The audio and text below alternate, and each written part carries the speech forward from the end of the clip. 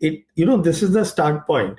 Because as far as the Pakistan side was concerned, they gave the briefing within 48 hours to the international media. And after that, the entire international media knew what's going on. The Americans knew what is going on. Chinese knew what is going on. See, this is not the age of commercial satellites, what CDS said, that we'll have the commercial side. This is the age of real-time intelligence by satellites. And the Chinese have those capabilities. So what went down is known to everybody except our own people. So at some stage, for the credibility of India, they had to accept something. So he accepted that. Now, obviously, it's a narrative which is not helpful for the image of the government. But the point here is that the government should have, first of all, thought about it, that this disproportionate response, is it helping us? Now, this is important. On the one hand, it was disproportionate response, and on the other hand, if the political objective was to end the proxy war of Pakistan, I don't think that has been accomplished. If the military aim was to create a deterrence against the Pakistan military, it has not been accomplished. And the most important thing is, we earlier also used the air power, which was in 2019 Balakot air attacks. Then also the limitations of our Air Force were exposed. Now they are further exposed. So what are we getting out of it? Only the government knows that. What is going on is, in my assessment, that when the Prime Minister came to power in May of 2014, that is the time the Air Force chief was with the name of Air Chief Marshal Arup Raha. And since then, the Air Force has been seeking a sub-conventional role for the Air Force. You see, that you also want to, because the Army is doing a sub-conventional role. So starting from Arup Raha, all the Air Force chiefs have been wanting a sub-conventional role, that Air Force should be used in this role, which is wrong. Because we are talking of a modern war here. On the other hand, we did not understand a very simple thing, that right from 5th August 2019, when we revoked 370 and 35A from Jammu and Kashmir, Chinese leadership has been consistently saying at all the levels that we will support Pakistan's sovereignty and security. What that means is that the two militaries, the PLA and the Pakistan military, had actually started intensive exercises, which is joint exercises against a very clear enemy. So what is going on is that we did not understand all that. We wanted a role at the lower end. Now, all these things, when you want to fight a modern war, it is not about only weapon systems. It is also about optimizing the weapon system, that is called war concept. And it is also about years of training.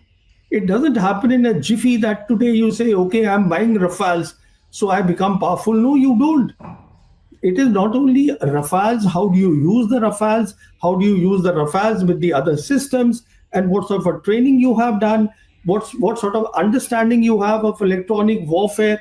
You see, these things are important. We saw in Balakot very clearly that the Pakistan Air Force displayed better electronic warfare capabilities. So we should have understood that in a modern war, electronic warfare is very important, because if you can jam the enemy's communication, there is trouble.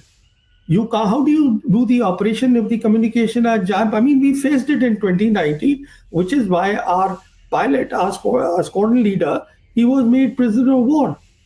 So we should have learned that lesson. Instead, the Indian Air Force leadership is saying that we should have a role in counter-terror operations, sub-conventional operations. So and see, on top of that, you listen to the present Air Force chief. I actually sympathize with him, Air Chief Marshal AP Singh. He said openly that, look, the DRDO and the HAL, they have not met any of the timelines. Now, on the one hand, you want to do Atmanirbharta at a time when there is a big crisis at hand. He was expressing his helplessness at his reduced combat capabilities, his squadrons. You see, even if the private players come, nothing will happen, in a day or 2 days. It takes time. All right.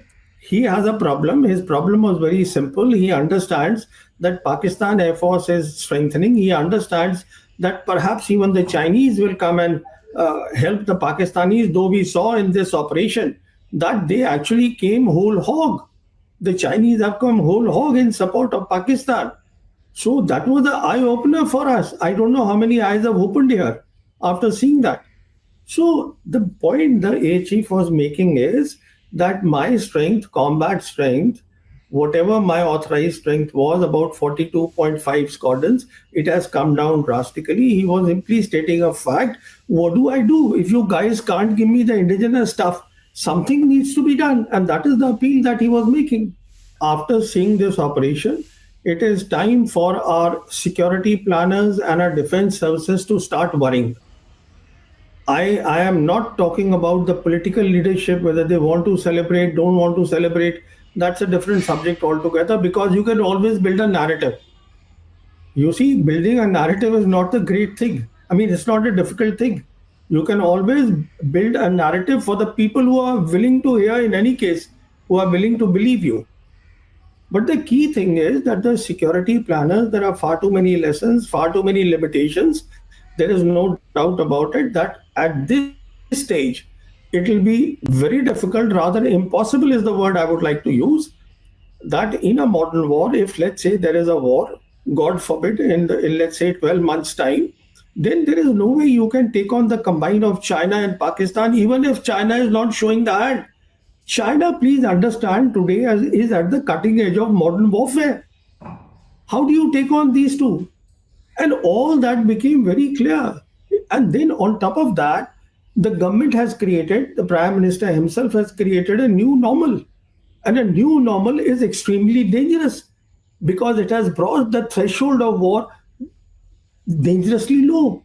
And on top of that, we have fired missiles, both sides have fired missiles.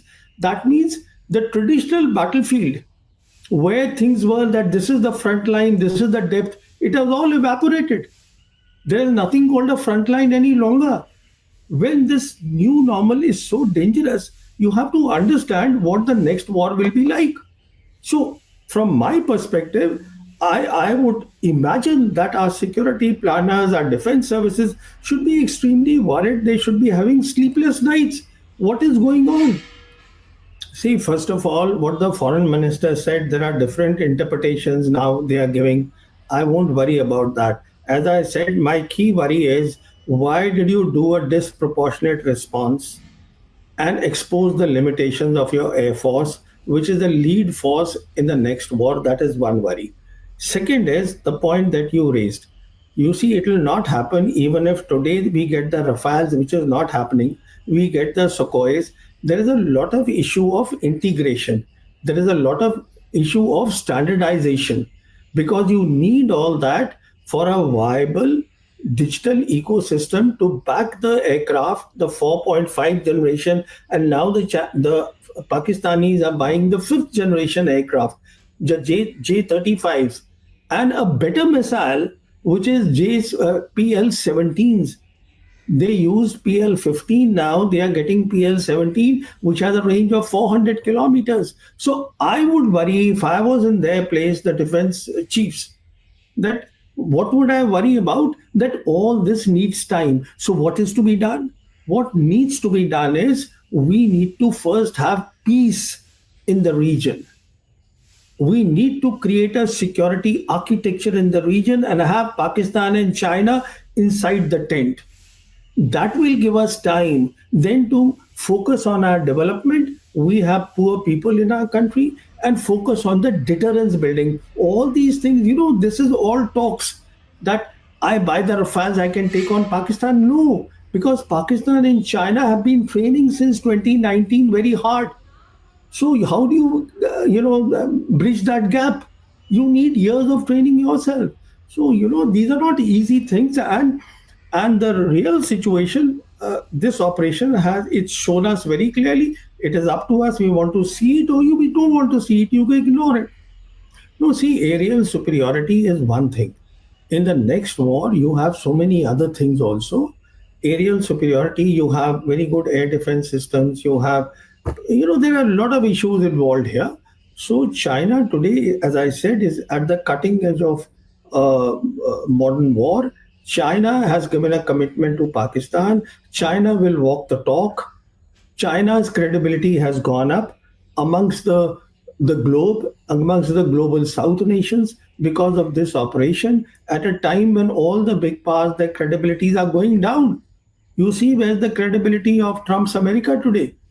So when we Absolutely. see, so it's a big picture. This operation has military implications, geopolitical implications, regional implication. It has a lot of things. Now, if you don't want to see them, don't see them. See how the stature of Pakistan has gone up after this Yes. event. Now, as far as Pakistan is concerned, today I had these figures somewhere. Very interesting. They've got an IMF loan of 1.3 billion. World Bank has given them 4 billion. Then Asian Development Bank 800 million. Then they are on panel. They are on panel of United Nations Security Council anti-terror panels. The Pakistanis are there. I mean, we are saying that, you see, the point is that terrorism is not the issue that it used to be in 9/11. It is not today. The issue is modern war. Today, the issue is conventional operations. And in any case, there is no globally accepted definition of terrorism. So when we go around telling the world it is good, but what is the effect of it?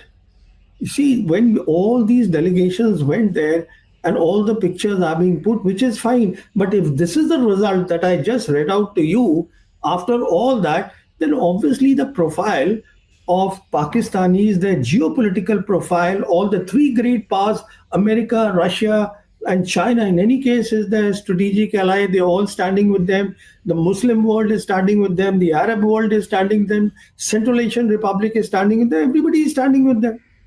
Why? I mean, it's anybody can see this. Honestly, there should have been no debate at all because the situation is so clear. But if you want to live in an alternate world, you want to create an alternate narrative, well, that's your choice. First of all, India was not taken off the guard because India took the